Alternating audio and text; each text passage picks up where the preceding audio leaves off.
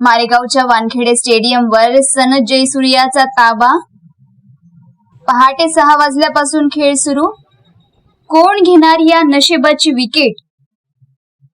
Maregaon police प्रशासनाचा सध्या क्रिकेटच्या मैदानासारखा खेळ झाला असून या वानखेडे नावाच्या स्टेडियमवर एका सनद जयसूर्या नावाच्या फलंदाजाने संपूर्ण ताबा मिळवला आहे।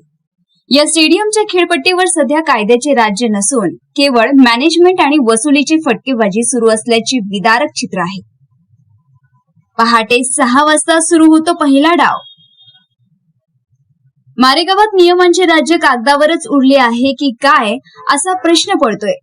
शहरातील काही ठिकाणांची मागची दारे पहाटे 6 वाजल्यापासूनच उघडली जातात। अधिकृत वेळ होण्यापूर्वीच नशेत धुंद होऊ पाहणाऱ्यांची पावले तिकडे वळतात। विशेष म्हणजे ज्यांच्यावर हे रोखण्याची जबाबदारी आहे ते स्वतःच व्यसनाच्या आणि नशेच्या आहारी गेल्याने या मागच्या दारातून होणाऱ्या व्यवहारांना पूर्ण मॅनेज केले जात असल्याची चर्चा चवीने चघळली जात आहे। गाव तिथे अवैध धंदा, संपूर्ण तालुक्याची फिल्डिंग कडक। तालुक्यात सध्या IPL सट्टा, अवैध गुटखा आणि दारू माफियांची कडक फिल्डिंग लागली आहे। या सर्व खेळाडूंचा कॅप्टन हा तोच आहे ज्यांच्याकडे तालुक्याची महत्वाची धुरा सोपवली आहे।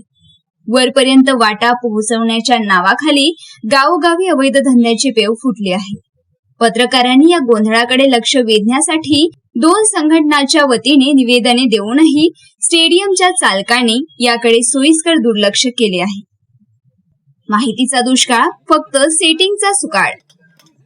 अपघात असो व मोठी घटना, खरी माहिती मिळवणे सध्या मारेगावात कठीण झाले आहे। माहिती दळवून मागच्या दाराने तडजोड करण्याच्या कलेत हे स्टेडियमचे चालक माहीर झाले आहे।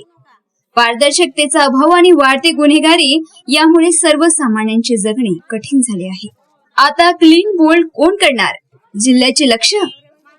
या सर्व भ्रष्ट खेळाकडे आता मारेगाव तालुक्यासह संपूर्ण जिल्ह्याचे लक्ष लागले आहे।